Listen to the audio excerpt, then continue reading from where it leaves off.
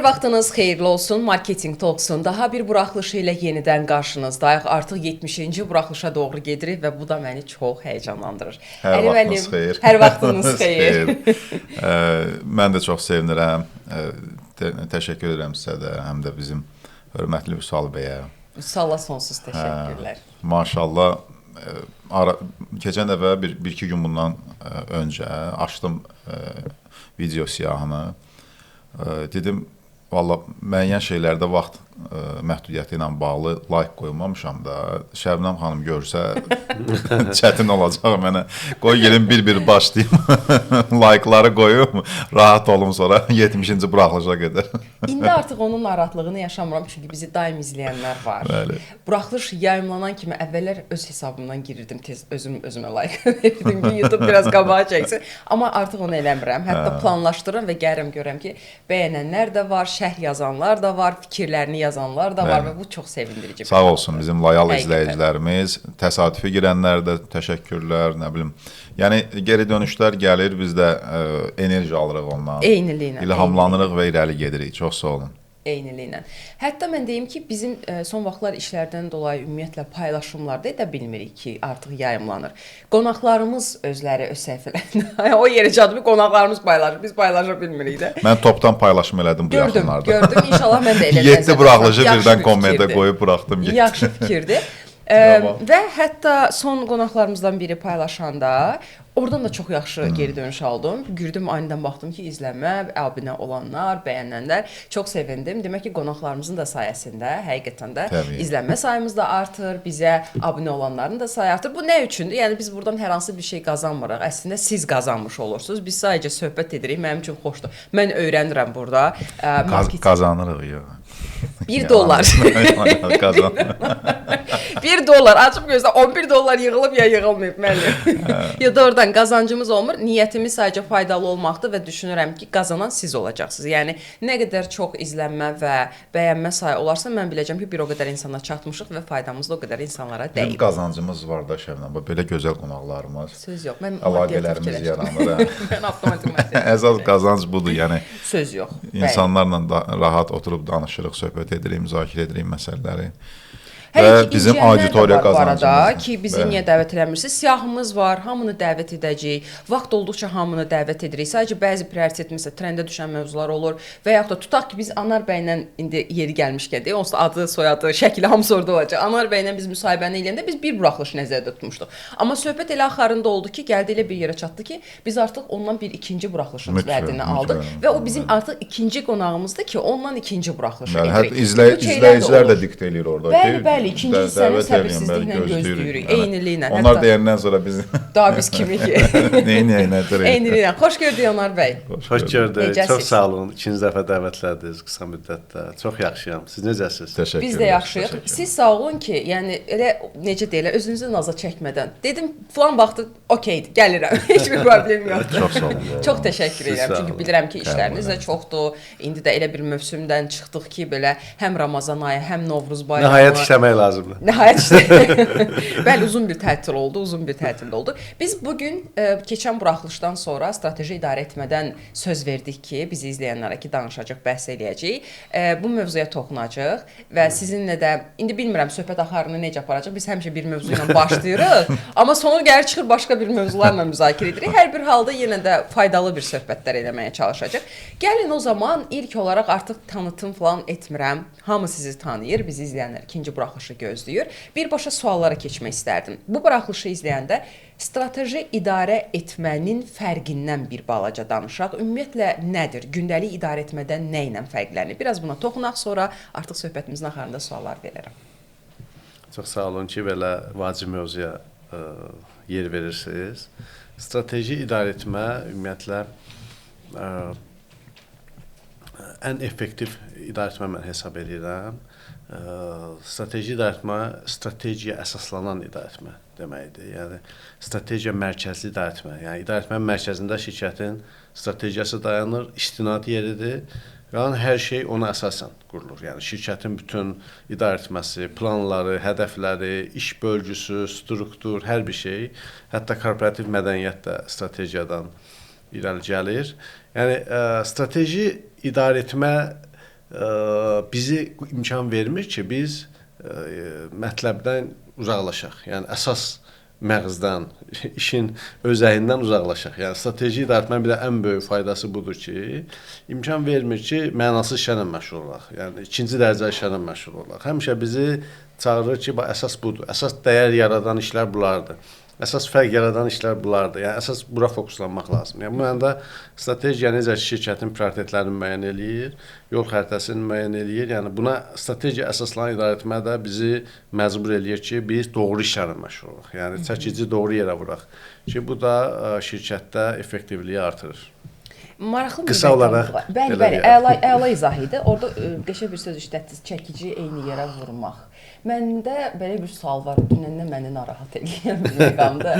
Çünki bir anlıq elə bir bununla bağlı bir təbii ki, araşdırma eləyəndə mövzu ilə bağlı maraqlı bir şərhə rast gəldi mətnin içində ki, iki məqam var idi daha doğrusu. Birinci sualım ondan ibarət olacaq ki, bir şirkətdə təkcə idarəçi strateji düşünməlidir, yoxsa bütün əməkdaşlar strateji düşünməlidir? İkinci bir sualım ondan ibarətdir ki, bu da bizim hal-hazırda ölkədə çox vaxt gündəmdə olan bir məsələdir ki, rəhbər strateji planı qoyur, deyir ki, belə işləməliyik, amma komanda bilmir ki, nəyə işləyir. İşləyir, amma biz bunu niyə edirik sualı ilə üzbəüz qalır və məlumatsız olur. Bu iki sualı birdən verəcəm sizə. Birinci, gəlin birincindən bəhs edək ki, rəhbər strateji düşünməlidir, yoxsa komanda da strateji düşünməlidir? Belə deyək də, biz desək ki, hamı strateji düşünməlidir, bu biraz real olmayan bir şeydir və praktikada bu rast gəlinməyən bir şeydir adətən. Yəni daha çox o yuxarıya doğru stratejiyanın ağırlığı təbii ki, daha çox olur. Amma hər kəsə öz dilində şirkətin missiyası, hara gedirik, hansı gəmidəyik, bunu çatdırmaq lazımdır. O məşhur NASA misalındakı kimi hər kəsə bəli, nə işlə məşğulsan xadimədən soruşur, o da deyir ki, kosmosa adam göndərirəm. Yəni şirkət təşkilatın missiyası, strategiyası hopubdur onun damarına, belə deyək. Yəni buna nail olmaq lazımdır ki, şirkətin missiyası nədir? Şirkət niyə mövcuddur? Şirkət nə eləmək istəyir? Hara gedir? Yəni bunu hər kəs hiss eləməli. Yəni strategiyanın kommunikasiyası çox vardır. Strategiya daha çox rəhbərlik tərəfindən ortaya çıxarıla bilər.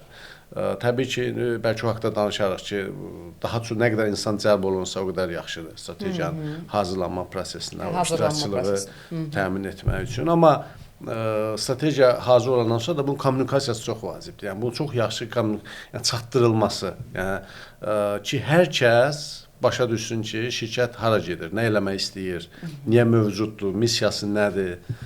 Buna görə təkcə bu rəhbərliyin işi deyil. Bəzən deyirlər ki, məsələn, departament direktorudur, deyir, strategiyanız varmı? Var, rəhbərlik bilir. Bu deməkdir ki, bu strategiyanın olmasının, olmamasının elə bir fərqi yoxdur da. Yəni, siz bilmirsinizsə, o strategiya nə üçündür? Yəni, nəinki bilməyi, yaşamaq lazımdır strategiyini. Yəni, işçilər o ilə yaşamalıdır, o ilə nəfəs almalıdır. Yəni, bu hərbidən gəlmiş bir şeydir strategiya anlayışı və təsəvvür eləyin ki, orduda əsgərlərin bir hissəsi bilmir ki, ordu hara gedir, nəyi fəth eləməyə gedir, o necə ola bilər, onu necə təsəvvür eləyə bilər, yəni şirkətdə də belədir. Mən başqa bir tərəfdən istəyərdim, sual verim. Hədəf, məqsəd olmadan orduya bir sadəcə günüm xoş keçsin, nə bilim, özümü egosunu təmin edeyim deyə bir strategiya yazmaq həvəsində olanlar indi ola bilər, bilmirəm, bəlkə də oturub strategiya yazır özündən. Amma hədəf, məqsəd olmalıdır. Dediyiniz kimi, yəni bu orduya bir əmr verəcəyin bir zirvə var ki, gedib bu zirvəni fəth eləməlisən. Bu zirvə olmayandan sonra strategiyanı, yəni nə ehtiyacı var məsələsi çıxır ortalığa. Mən təcrübədə tez-tez şirkətlərlə olur ki, görüşlərdə bunu hiss edirəm. Şirkətlərdə bir növ strategiyanın vacib ortaya qoyulmamasının səbəbi daha çox görsənir ki, onların uzun müddətdə, yəni deyim 3 illik ya 5 illik görəcəkləri bir zirvə və yaxud da ki, hədəf çox zaman bir olmur, hətta deyərdim. Qısa müddətli yanaşırlar. Qısa müddətli yanaşırlar və strategiyanın da nəticədə ortaya çıxmamasına səbəb olur. Bəs necə düşünürsünüz? Yəni şirkət öz məqsədini, hədəfini necə müəyyən eləməlidir? Ya bu kimin roludur içəridə, daxildə? Mənim öz fikirlərim var təbii ki, bununla bağlı, amma sizin də fikirləriniz maraqlıdır ki, bu necə təyin olunmalıdır? Ümumiyyətlə, strategiya şirkətin vizyonuna doğru yol xəritəsidir. Yəni, o bir gedəcəyimiz yeri görməliyik, təsəvvür eləməliyik, gələcəyimizi təsəvvür, hara doğru üst tutmuşuq. Yəni, bu mənada bunu da şirkətin sahibkarı və top menecment tərəfindən müəyyən olunur. Bu, Quran ayəsi deyil. Bu zamanla təkmilləşə bilər, genişlənə bilər o vizyon. Amma hara getdiyini birinci bilməlisiniz. Siz də yəqin ki, hədəfi o kontekstdə deyirsiniz ki, şu növbədə biz hara gedirik. Sonra ora doğru oturub biz yol xəritəsi işləyirik və bu yaxınlarda bir post yazmışdım ki, yəni strategiya əslində daha çox bu gün haqdadır. Nəinki 3-5 il sonra haqda. Təbii ki, biz strateji hazırlayanda... Həm də bugün haqdadır. Daha çox bugün haqdadır. Biz uzun müddəti düşünürük ki, məsələn, bu il bura fokuslanacaq, gələn il, məsələn, filan bazara fokuslanacaq, sonra nə edəcəyik. Amma bu gün üçün daha çox aktualdır. Yəni, bu gün verdiyim qərarlarda mən nəyə istinad edeyim, nəyə rəhbər tutum özümə, yəni, hardan yola çıxım, yəni, nəyi etməyim. Çünki strategiya təkcə nə edim demək deyil, həm də nə etməyim. Sualının cavabı. Yəni, bu mənada bu mənə bir kompasdır, navigatordur ki, mən ona əsasən bugünkü addımlarımı atım. Yəni qiymət siyasəti olsun, nə bilim, məhsul siyasəti olsun, bazar, hansı bazara fokuslanacağam, hansı bazarda hansı şəkildə olacağam, necə mövqelənəcəm. Yəni bunlar hamısı strategiyadan irəli gəlir və bu dəyişə bilər. Yəni zamanla da yəni, əslində strateji idarəetmə, müasir strateji idarəetmə tələb edir ki, ildə azı bir dəfə strategiyaya yenidən baxmaq lazımdır. Yəni çünki çox şey dəyişir, mühit dəyişir. O yenidən baxırsan, onsuz da sən tutaq ki, bir il sonra və ya bir neçə ay sonra yenidən baxacaqsan. Amma bugünkü hissəsi ki, sən buna istinad edirsən, daha aktualdır. Ona görə yaxın periodu daha dəqiq işləmək lazımdır.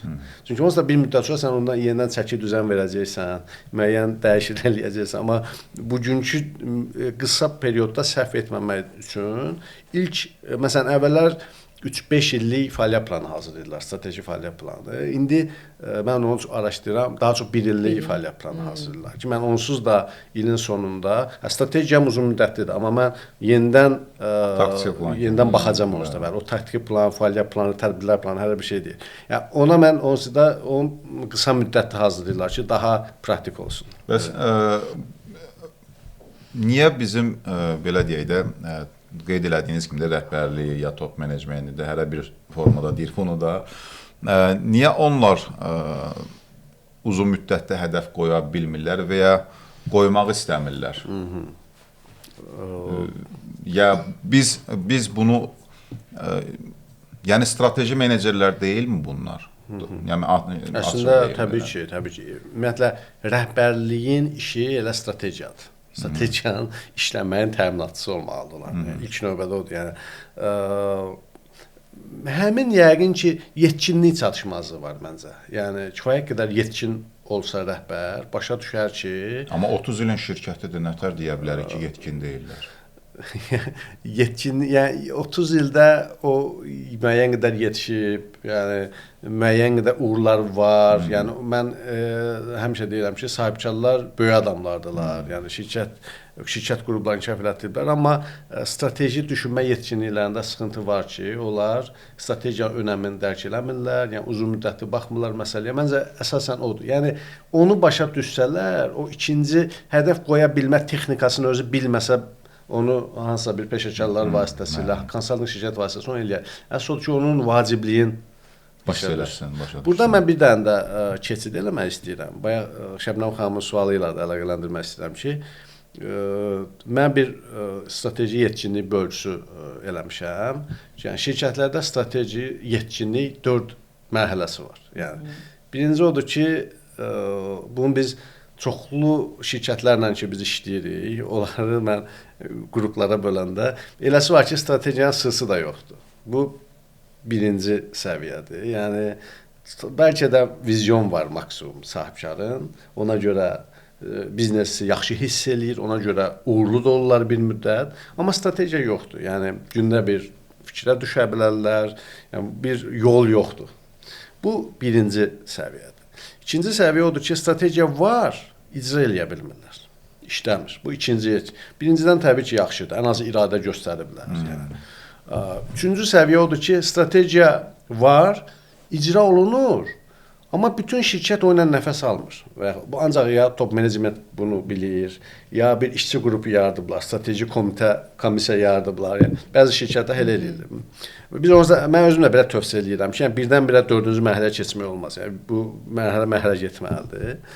Bu üçüncü yetkinlik səviyyəsidir. Ən yetkinlik o ki, şirkətdə strateji idarə etmə var. Yəni şirkət tamamilə strategiya bürünüb hərəkət eləyir. Yəni tamamilə strateji əsasən işləyir. Bu ən yüksək yetkinlik səviyyəsidir ki, nəinki Azərbaycanda, dünyada belə çox az faiz şirkətdə tam strateji idarə etmə var. Yəni şirkət tamamilə strateji əsaslanır. Yəni bütün qərarlar, bütün hədəflər, planlar və s. Bir Sun Tzu'nun bir statı yadıma düşdü. O mərhələlərlə bağlı dediyiniz statda indi çalışacağam xatırlayım, belə bir ifadə idi ki, əgər şirkətin strategiyası varsa, taktikası yoxdursa, bu qələbəyə aparan yavaş yoldur. Marşrutdur da, belə deyir. Əgər şirkətin strategiyası yoxdursa, taktikası varsa da, bu məğlubiyyətdən qabaq səs-küydür. Yəni, dolayısıyla strategiyan varsa, gecə-tezi gedib qələbəyə çıxacaqsan. Yəni, o bayaq dediniz, müharibə qanunlarından gələn bir məsələdir bu. Yəni, Sun Tzu əmi gör neçə il bundan qabaq belə bir söz deyib, yəni neçə yüz il bundan qabaq, yəni artıq bu şeylər aşkar idi ki, təbii strategiyan varsa demək gecə-tezi gedib qələbəyə çıxacaq. O taktiki bitiriciliyə də amma ehtiyac var. Çünki mən bilirəm qolu necə vurmaq lazımdır. Gol vurmalıyam, amma necə vurmaq, o bitiricilik də çox önəmlidir. Ona görə taktikanın da önəmi var əslində, təbii ki, amma o nə istədiyini biləndən sonra bir yolunu tapırsınız, tam haqlısınız, Sam müəllim doğru deyil. Bir də bununla bağlı bir də şey yadıma düşdü, yəni strategiya bizə daha çox böyük portretə baxmağı tələb eləyir, böyük baxmaq, çox detallara düşməmək. Amma mən həmişə deyirəm ki, böyük portret çox önəmlidir. Yəni strateji düşünmə falan çox, amma təkcə orada qalmaq olmaz. Yəni bir çox uğurun sirri detallardadır. Yəni məsələn retaildə deyirlər, retail is detail. Tək retaildə deyil məncə. Yəni biznesdə mükəmməlliyə gedən, o effektivliyi artırmaq üçün sən detallara düşməlisən. Yəni bir çox şeylərin həqiqətən cavabı detallardadır. Yəni detallarda dəyişikliklər eləyib, toxunub nəticələr əldə etmək olur. Maraqlı söhbət elədiniz, söhbətinizi bölmək istəmədim, amma Əli bəyin sorğusu ilə bağlı çox da uzaq olmayan bir tarixdə, hardasa bir 2 ay, 3 ay əvvəl bir sahibkarla söhbət etmə imkanımız oldu. Strategiya ilə bağlı ümumilikdə mən suallarımı cavab verirdi və mən sualı verəndə ona, mənə verdiyi sizin o dediyiniz məsələ ki, niyə strategiyaya belə yanaşılır? Mənə verdiyi cavab oldu ki, bazar o qədər sürətlə dəyişir ki, strategiyanın bu qədər uzun müddətli yazılmasını mən bir məna görmürəm və o qısa müddətdə baş verən hər şeydə biz ani reaksiya veririk və orada yerində qərar vermiş oluruq. Daha çox bu gün haqdadır da, onu unudur. Bəli.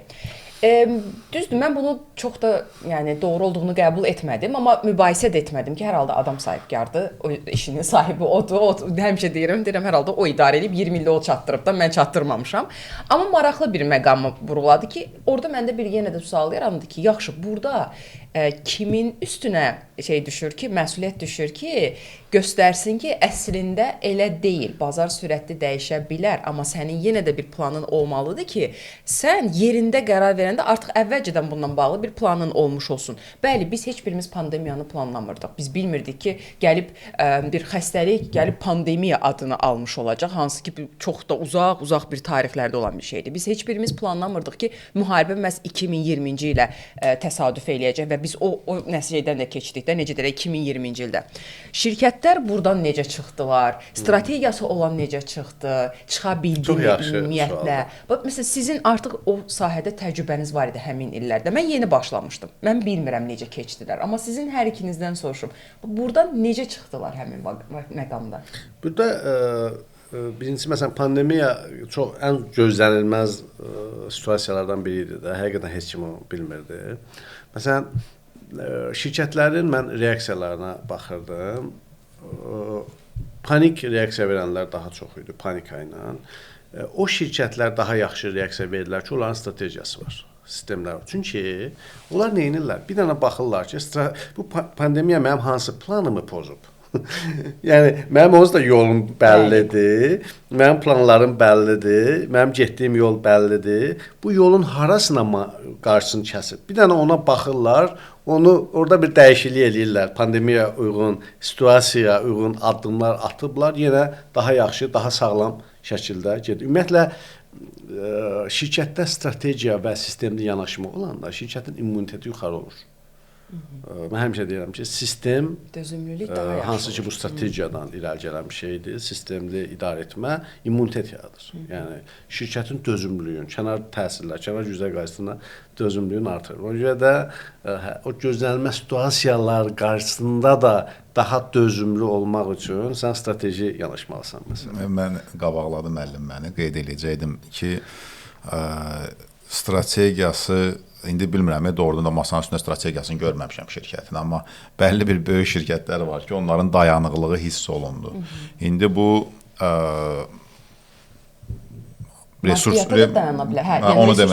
resursu çoxdur deyə o da ola bilər, kifayət qədər belə deyək də ehtiyat fondu var ki, onu hələ pandemiyanın tükənməsinə qədər bir növ yol idarə edə bilər. Amma hər halda ki, müəyyən bir vizyonu olan şirkətlər də var idi ki, əslində onların o vizyonu pandemiyadan start götürüb hesablamamalıyıq əslində. Onlar əvvəldən artıq o vizyon əsasında biznes dayanıqlığın müəllim demiş immunitetini təmin eləmiş bizneslər idi. Pandemiyada daha çox təsirə məruz qalanlar kiçik olub çevik hərəkət etməyənlər idi və ya orta olub çevik nisbətən hərəkət etməyən bizneslər idi. Kiçik bizneslər müsbətdə oldular fikrimcə ki, onlar yəni mahiyyətinə görə də çeviklik onların alnına yazılıb da belə deyək. Resursları tez təmərküzləşdirə bilib fokuslaya bilirlər istənilən bir riskə. Bu şəkildə mən deyərdim. Yaxşı, o zaman belə bir sual verin. Bizi izləyənlər də deyəcək ki, çox gözəl, qəşəng danışırsınız nəzəriyyə tərəfindən, amma gəlin indi biraz təcrübə tərəfinə keçək də. Hər ikiniz də biznes konsultant kimi, marketinq strategiyası yazan şəxslər kimi, hazırlayan şəxslər kimi realda Azərbaycanda necədir? Siz hazırlayırsınız, gedirsiniz, təqdim eləyirsiniz, tutaq ki, rəhbərliklə bir yerdə. Sonraki taktiki planınızı yazanda və yaxud da kommunikasiya planını yazanda yox, sən bilmirsən, elə deyil, mənim şirkətim belədir deyib müdaxilə edilirmi, yoxsa tam sizə buraxılır? Gəl reallıqdan danışaq da bu dəfə. Onu yazandan sonra demə, əvvəldən deyirlər ki, bizim işimiz başqadır. Sahibkarların çoxunda o düşüncə var ki, bizim işimiz spesifikdir. Yəni, bütün dünya bir yana, biz bir yana. Yəni, bizdə başqa cürdür hər şey. Bəzən də o gözündən oxuyursunuz ki, bu siz girən kör deyil, yəni sizin bildiyiniz bir şey deyil. Yəni o düşüncə normaldır təbii ki. Yəni bir çoxunda var. Necə öhdəsindən gəlsin, necə inandıra bilirsiniz ki, elə deyil? İndi bizim də üzərimizə düşür də, maarifləndirmə, izahat vermə, inandırmaq, örnəklər göstərmək, o qədər кейslərimiz var. Onlardan nümunə göstərərək və onun biznesi ilə əlaqələndirərək həmin кейsləri, həmin nümunələri, bizim həllərimizi onlara göstəririk ki, sən bu nəyə görə lazımdır, sən bundan nə faydalanacaq, itirəcəyindən misalda nə olacaq.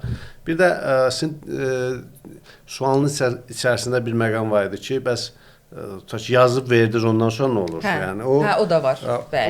O problemdir. Biz 2015-ci ildən konsalting xidməti göstərdik SAT qrup olaraq. 2021-də biz biraz konsalting biznes modelimizdə dəyişiklik elədik. Çünki biz statistikaya baxdıq ki, bəzi şirkətlər ümumiyyətlə heç nə addım atmırdılar biz gələndən sonra. Ta ki bir 4 aylıq konsaltinq periodu qutarıb, ondan sonra heç nə eləmirdilər yəni. Elə bilirlər ki, elə öz-özünə dəyişikliklər baş verəcək. Yazılıb hazırdır, nəsə baş verəcək orada. Hansı ki, biz həmişə izah edirik ki, bundan sonra siz daha çox işləməlisiniz. Yəni, elə bilməyin ki, və bunu siz eləyəcəksiniz. Nə dəyişiklik var, siz eləyəcəksiniz. Biz sadəcə sizə çəki düzən veririk, yol göstərir, ən doğruları ortaya çıxarırıq sizinlə bir yerdə. Ondan sonra 2021-də biz dəyişdik ki, konsaltinq qutarandan sonra, ta ki 3 aylıq konsaltinq periodu qutarıb, 2 aylıq biz icra, mentorluq, supervisor, adını nə qoyuruq qoyaq, o reysə salmaq işləri görək. Ki, artıq əmin olaq ki, bu işləməyə başladı. Ondan sonra artıq 6 aydan sonra follow-up görüşləri, 1 ildən sonra ikinci görüş və s. və s. Ondan sonra biz xeyli onun fərqini gördük ki, ondan sonra əsas çünki ən çətin məqam o ilk 2 aydır. O fəaliyyət planı, o taktiki planı xoda salmaq, belə deyək. İşə salmaq. Bəs elə hallar olub ki, əslində buradakı suallar qoymuşam kənara, mənim özümə maraqlanan sualları soruşuram. Elə bir hal olubmu ki, tutaq ki, siz araşdırma hissəsini etmisiniz, situasiya analizinə gəlir və təhlil məsələsi çıxır da ortaya. Təhlildə deyir ki, özümüz eləyərik. Siz araşdırmanı verin, biz təhlili özümüz eləyərik. Elə bir şey olub yoxsa yox? Hər şey olub. Ümumiyyətlə ağla gələn, gəlməyən, nə bilim, biz hər şeyi bilirik. Bizdə araşdırmaya ehtiyac yoxdur. Bizi kimi heç kim bunu bilə bilməz deyən olub. Bizdə diaqnostikaya ehtiyac yoxdur, təhlilə ehtiyac yoxdur deyənlər də olub.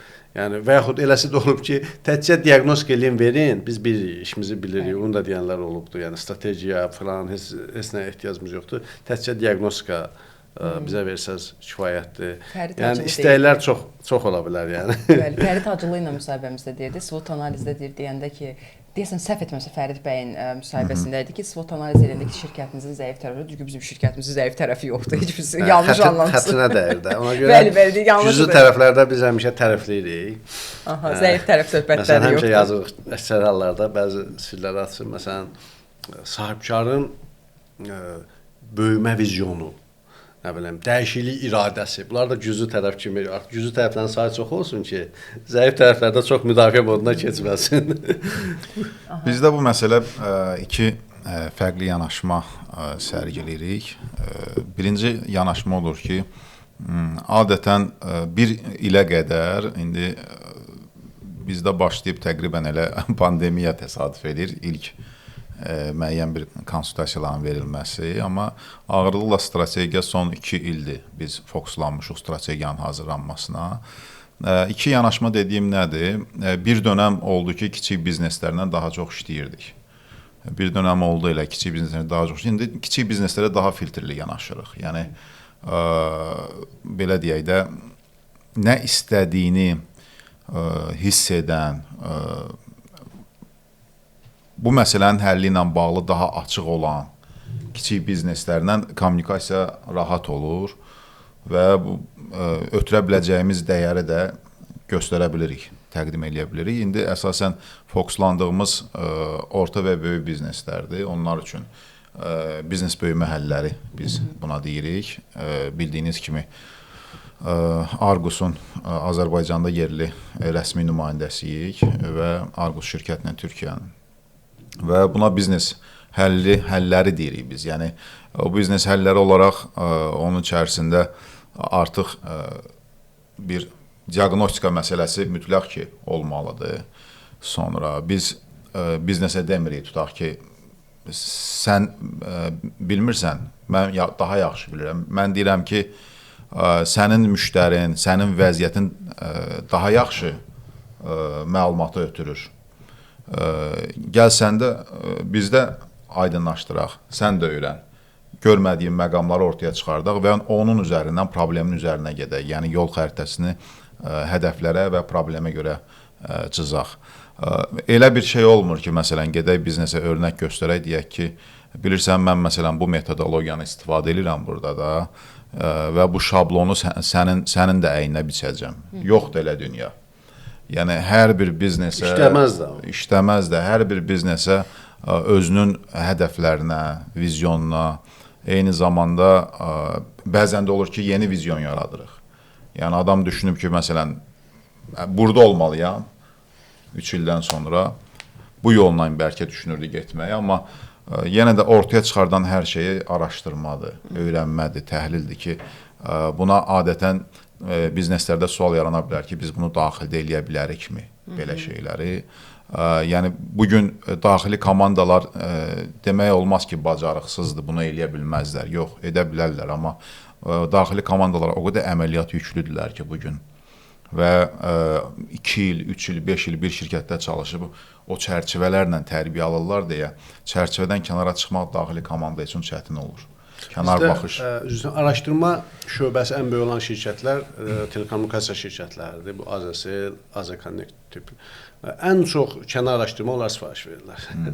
Mənim bildiyim məlumat. Onların daxilində var, amma həm də kənar. Ən böyük var, nəinki var. Yəni ən böyük araşdırma komandaları var, amma ən çox da kənar araşdırmalar sifariş verirlər. Yəni bu kənar göz başqadır. Yəni o şirkətin resursları fərqlidir. Onların ixtisaslaşması var. Onlar sənaye, o industry average-lər, trendləri daha yaxşı təhlil edə bilirlər. Elə adi bir statistika misal gətirim sizə. Səhv eləmirəmsə 1-2 il bundan qabaq qarşıma çıxmışdı.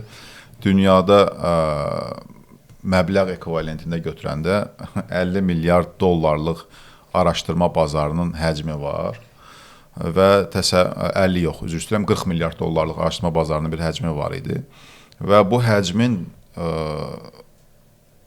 50% Amerika bazarına aiddir. Yəni dünya və Amerika. İndi ona görə araşdırma olmayanda, araşdırma, təhlil olmayanda biz deyirik, məsələn, bugün mədəmizi Amerika məhsulları zəbt eləyib, nə bilim mən hansısa bir istirahətimizi, nə bilim filan Amerika məhsulları həyatımızı daha çox zəbt eləyir. Ona görə zəbt edir ki, adamlar araşdırma eləyir, öyrənir, strategiya yaradırlar, vizyon yaradırlar. Yəni, statistikaya baxanda kifayət edir ki, yəni, dünyanın bütün araşdırma bazarının pul ekvivalentində 50% Amerikadadır. Bu, ümumiyyətlə, strategiya hazırlamaqda ən vacib mərhələ araşdırma mərhələsidir. Yəni, araşdırma, diaqnostika nə qədər keyfiyyətli olarsa, strategiya o qədər keyfiyyətli olacaq. Mən niyəsə təhlilə daha çox üstün verirəm ki, təhlilin də doğru olmasıdır. Əlbəttə ki. Elə bir araşdırmanı, bəli, yəni kifayət qədər olmuş şirkətlər var, amma təhlil prosesində yanlışlıq bütün planın hamısının səhv olması. Hamısı bir-birindən asılıdır. Düzgün nəticə çıxartmaq, bəli. Sonra çarpaz yoxlamalara mütləq ehtiyac var. Burada belə bir sual yarandı məndə. Bizi izləyənlərdən böyük əksəriyyəti tələbələrdir bu arada, yəni daha çox tələbələrdir, iş adamları da var, söz yox, sahibkarlar da var. Strateji düşüncə sizcə bir bacarıqdır yoxsa öyrənilə bilən bir şeydir? Çünki niyə soruşuram o sualı? Dərslərimizdə çox vaxt görürəm ki, məsələn, M1-dən tələbələr soruşur ki, mən onu necə eləyə bilərəm? Mən necə strateji düşünə bilərəm? Mən necə stratejiyə yanaşa bilərəm? Və mən baxıram ki, onlar buna çox həvəslidirlər və strategiya mövzusunda. Öyrənilə biləndir, bir mənalı öyrənilə biləndir. Yəni o biznes səriştəsi, o biznesi başa düşməz səriştəsi. Onu mənimsələ bunun kökündə strategiya durur. Yəni biznesi başa düşmək üçün birinci o strateji düşüncə olmalıdır onda ki, böyük baxa bilsin məsələlərə ki, yəni biznes nə üçündür, biznes necə pul qazana bilər, biznes necə effektiv ola bilər, bu nədən asılı ola bilər. Bu mənada yəni öyrənilə biləndir. Mən öz təcrübəmdən çıxış edeyim ki, rəhbərlər gərək başdan menecer olmaqla mümkün qədər bütün işçilərinə biznesi baş salmaqdır. Mən bu yaxında bir məqalə yazmışdım ki, ən önəmli şeylərdən biri işçiləri biznesmen eləməkdir. Yəni, işçiləriniz nə qədər biznesmen kimi düşünürsə, siz o qədər effektiv olacaqsınız. Yəni, eyni dalğada olmaq üçün gərək onlar da biznesi başa düşsünlər. Müəllim möhürün vurdu məsələni. Mən də ancaq əlavə edirəm ki, mən də həmin fikrin tərəfdarıyam ki, strateji düşünməni məşq elətdirmək mümkündür. Yəni, bu təbii ki, indi Allahın bir, nətər deyim, verdiyi bir bacarıq da var ki, insanın təbiətində, bəzən təbiətindən gələn insanlar olur ki, baxırsan, məsələn, elə ssenarilər fikirləşir, falan eləyir, amma bu heç bir strateji düşünmə metodologiyasından məlumatlı deyil. Yəni, təbiətdən gələni də var, amma bu o demək deyil ki, bu elə ancaq təbiətdən gələn strateji ola Təbii bilər. ki. Hə. Yəni Anar bəyin məşq oluna dediyi bilən bir birinci şeydir. yetkinlik mərhələsində olanda da şirkətin sahibinin vizyonu var, başı çıxır və onun sayəsində şirkət addımlayır, amma ortada strategiya olmur. Doğru. Ki əslində Azərbaycanda bir çox şirkətlər dedilər də, o yenə də o biznes duyumu, O biznes vacibdir. hissi, toxunuşu, yəni Vacibdir, amma öngörmə. həlledici deyil. Çox vacibdir, amma həlledici Amma deyil. metodologiyanı məsələn daha məlumat belə deyim də, daha məlumatlı olanda sonra məsələn dünyanın ortaya çıxartdığı strateji düşünməni stimullaşdıran fənlər deyək də, belə deyək. Bu fənləri anlayanda, öz üzərində işləyəndə özünün sərhədlərini, üfüqlərini daha geniş görə bilirsən. Fikrimi çatdıra bildim. Bir də ki, hamıda bu ola bilərmi, alına bilərmi biraz mübahisəli məsələdir. Baxır nə qədər ehtirassızla bu işlə bağlı. Bir də potensial məsələsi. Potensial və ehtiras. Əla, təşəkkür edirəm hər ikinizə. Biraz söhbətdən kənara çıxacağam.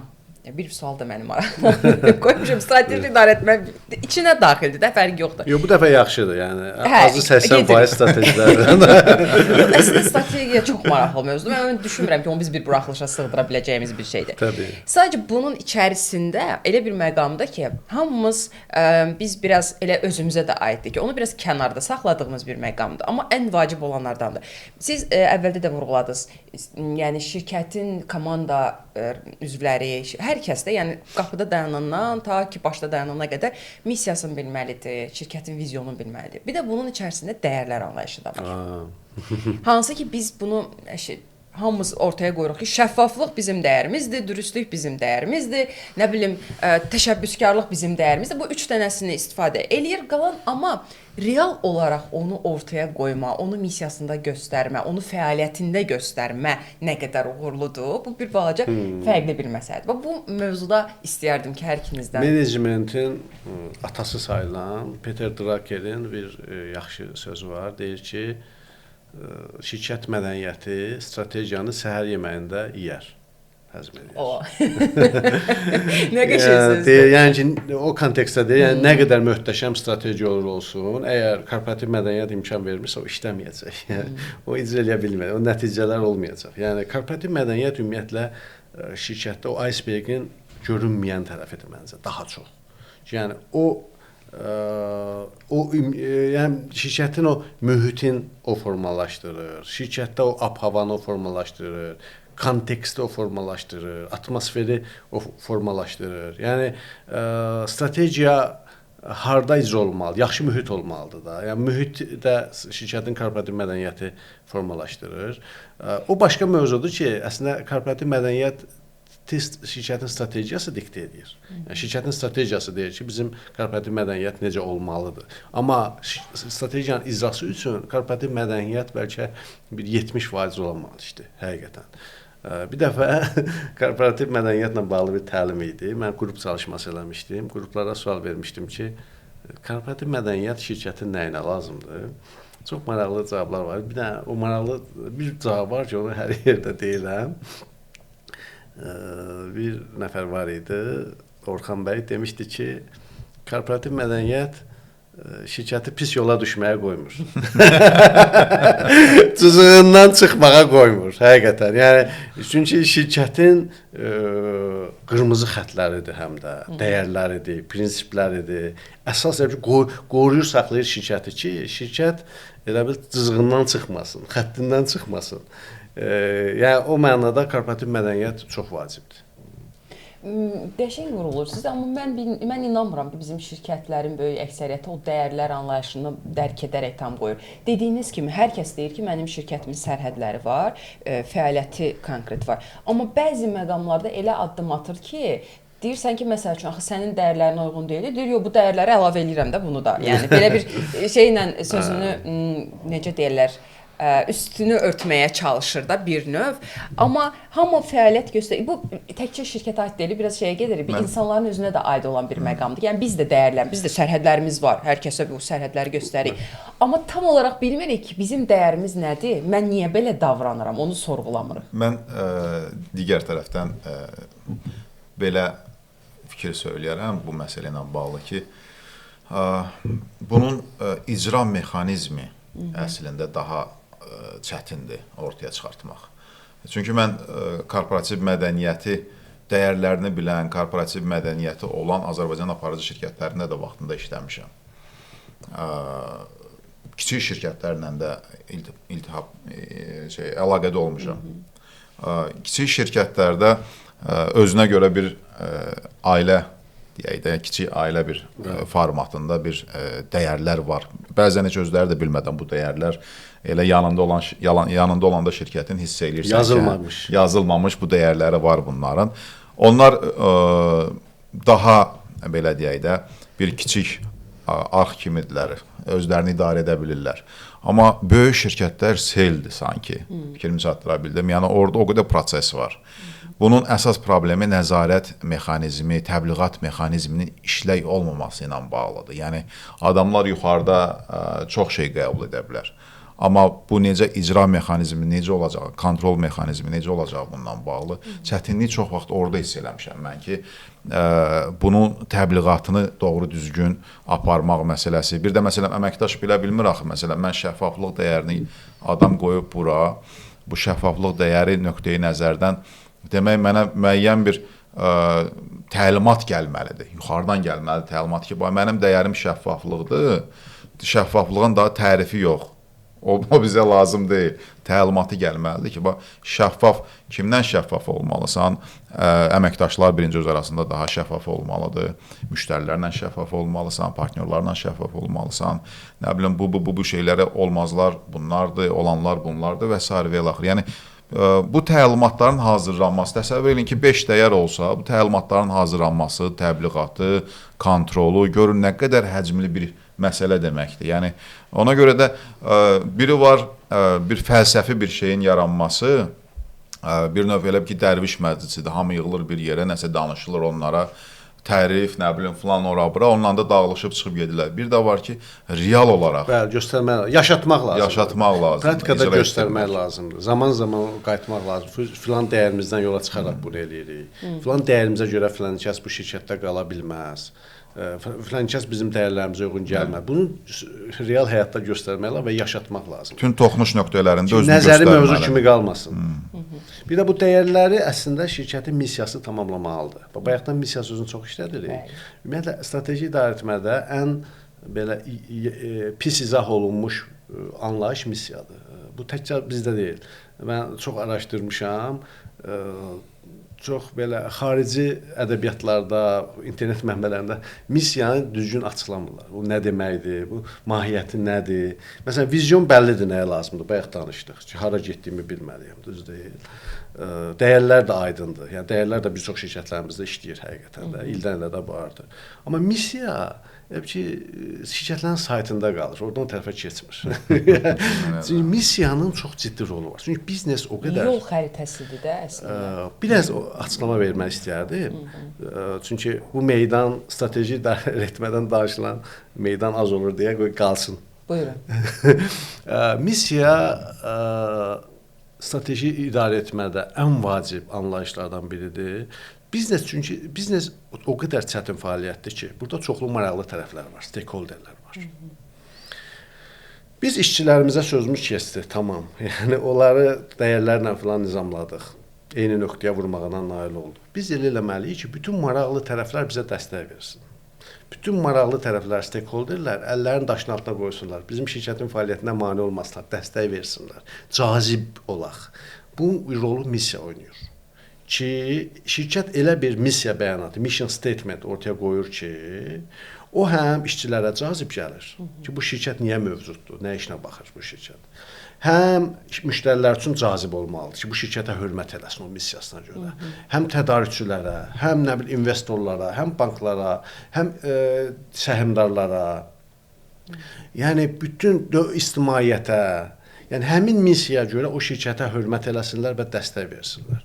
Yəni mən nümunələrini görmüşəm ki, məsələn, illik korporativ tədbirdə şirkət rəhbərliyi elə onu, şirkətin missiyasını elə danışır ki, işçilərin tükləri biz olur. Həqiqətən də fəxr edirlər ki, biz bu şirkətdə işləyirik. Missiya işçiləri hər gün şirkətə son həvəslə gəlməyə vadar məcbur eləyən bir şey olmalıdır ki, bu şirkətimiz belə bir missiya üçün mövcuddur. Mənim də bu çorbada duzum deyirlər. Çorbada duzum olsun. Mənim də iştirakım olsun. Qoy tələssin. Yəni hər şey müqavilə ilə, keçər fəda məzəlli ilə bu şeylərlə biz bunu təmin edirik. Yəni missiyası şirkətin doğru olsa və bunu tətbiq eləyə bilsələr, yaşada bilsələr, o stakeholderlərə çatdıra bilsələr, bütün stakeholderlərin dəstəyini alarlar, o cümlədən işçilərin və dəyərlər də bunu tamamlayar. Yəni missiyanı ortaya qoymayanda və işlətməyəndə o dəyərlər də yarımçı olur bir çox hallarda.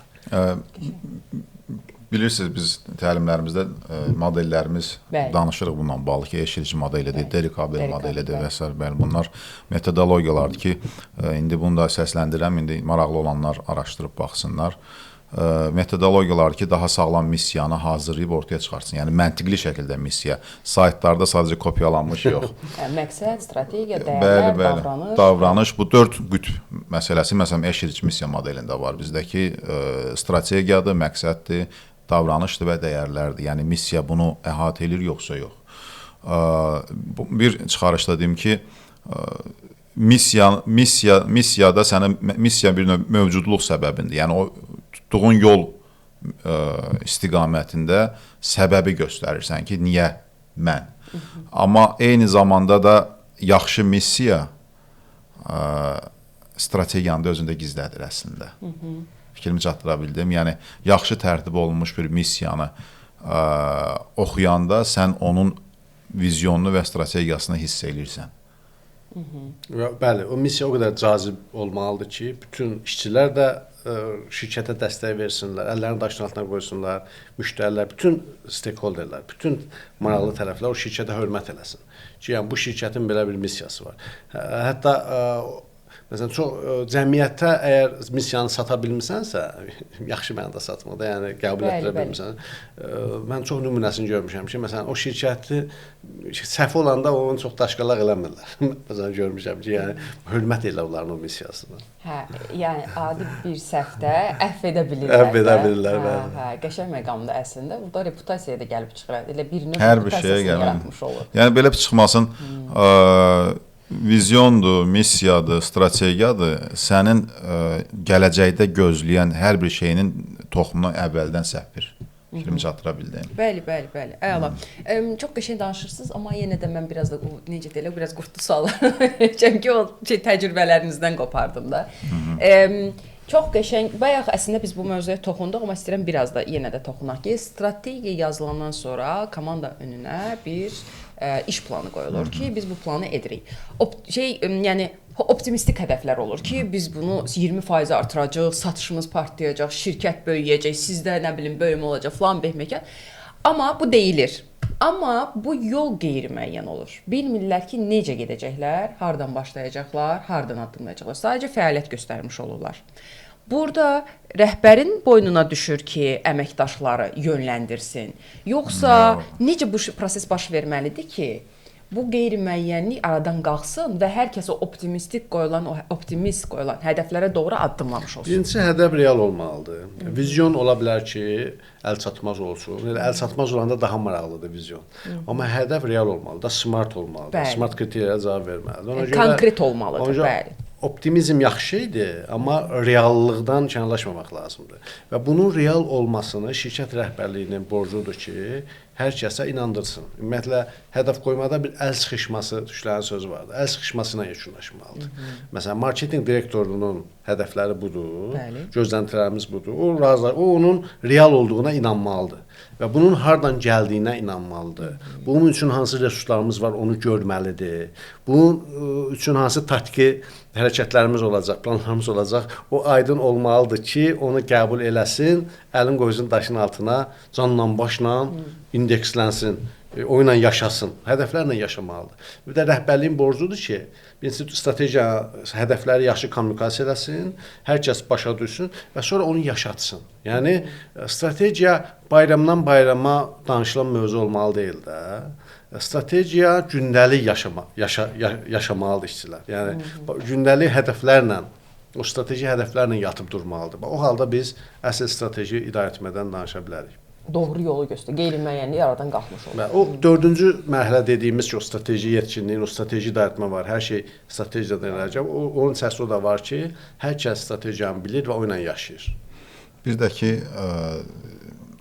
öz aramızdır. Yəni hədəflər də göydən düşmə olmur da. Yəni hədəflər araşdırma və təhlilin ortasına, yəni müəyyən bir potensialın nisbətində ortaya çıxan əsas hədəflər, əsas məqsədlər, sub hədəflər, sub məqsədlərdir.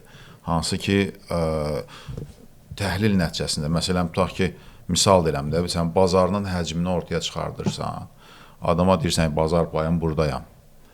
Mən bu müddət ərzində buradan bura gəlməliyəm. Fikrimi çatdıra bildim. Adam real olaraq rəqəmi görür. Və əsaslandırma olduğuna görə araşdırma, təhlil, bax, belə şeylər üçün çox vacibdir.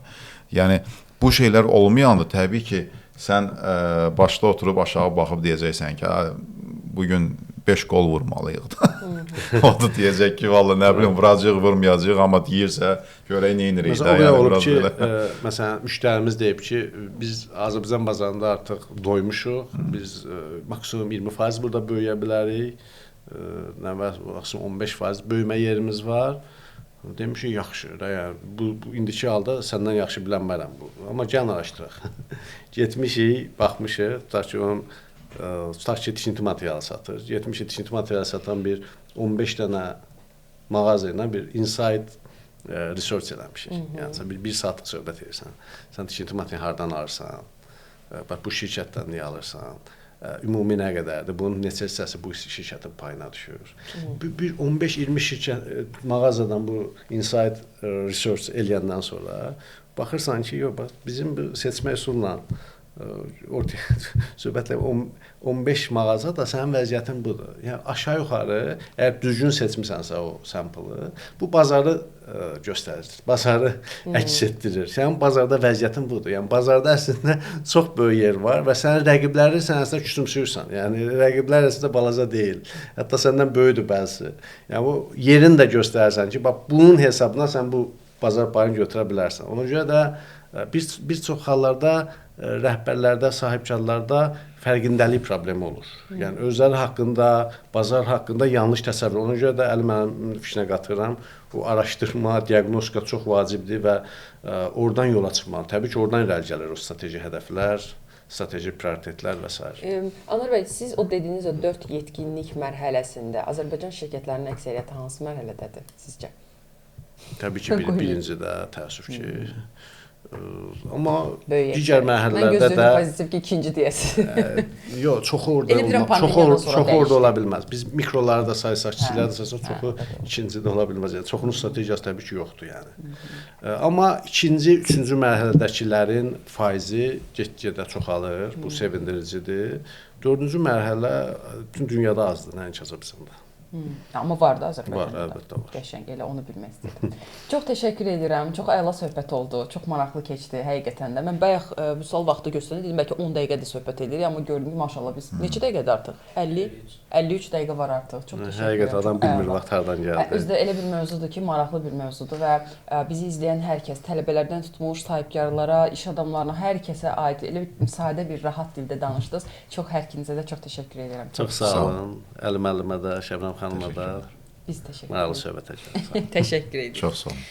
Bəli, bugünkü buraxılışımız da burada yekunlaşır. Anar bəyə bir daha təşəkkür edirəm ki, strateji idarə etmədən danışdıq, bir çox məsələlərə toxunduq. Hətta məncə bu qədər detallı başqa bir söhbətlərdə yox idi. Hamı strateji idarə etmədən, strategiyadan danışır, amma bu qədər detallı özümüzü tərifləyim də, bu qədər detallı işlənməmişdi. İnandırım sizə elə biz missiyadan falandan o tərəfə heç keçmədik o tərəfə. Bilirik. Bu boyda bir kitab olmalıdır. Bəlkə də üçüncü buraxılış da olmalıdır. Mənə xoşdur, problem yoxdur. Anar bəydən okey olsun, mənə xoşdur. Çox təşəkkür edirəm Anar bəy, çox sağ olun. Çox sağ olun. Maraqlı oldu. Yəqin ki, biz bu söhbəti bir də başqa bir yöndə, bir daha inşallah bir daha yenə də edərik. Sağlıq olsun. Onsuz da Azərbaycan balacadır. Biz də ki, indi davamlı olsaq, yenə də gəlib həmin qonaqların üzərindən bir də keçəcəyik, Allah qoysa. Çox sağ olun. Təşəkkür edirəm. Çox sağ olun. Bizi izlədiyinizə görə biz də sizə təşəkkür edirik. Çəkiliş üçün Media Fabrikdə görüşdük. Onlara da sonsuz təşəkkürlər və buradan ən əsası Vüsala təşəkkür eləmək istəyirəm ki, bu qədər yolu məndən o gün də deyirəm ki, valla Vüsal kim olsaydı sən yeni məni yarı yolda qoyub getmişdi. Çox sağ ol, təşəkkür edirəm sənə. Hər zaman nə qədər təşəkkür etsəm o qədər azdır yenə də. Yaxşı da ağlama. Öz orada da kameraya baxıb danışıram. Vüsal, təşəkkür edirəm. Çox sağ ol ki, bizimlə bu yolu addımlayırsan və ən çox da Digibuma da təşəkkür edirəm ki, Səlanə xanım və bütün o xanımlardan ibarət olan komandası ilə bizə dəstək olurlar. Tərəfdaşımızdan biri də elə Digibumdur. Onlara da sonsuz təşəkkürlər. Əgər onların xidmətindən faydalanmaq istəsəniz, əlaqə nömrələrini və mail ünvanlarını yerləşdirmiş olacağam. Maraqlana bilərsiniz. Çox sağ olun bizimlə olduğunuza görə. Yerində bizimlə qalın. Buraxılışlarımız davam edəcək. Mən də ki, özümə təşəkkür edirəm. Sağ olun. Ən müəllim aparıcıdır. Özümə təşəkkür eləmirəmsə sizə də eləmirəm müəllim. Sağ olun. Sağ olun.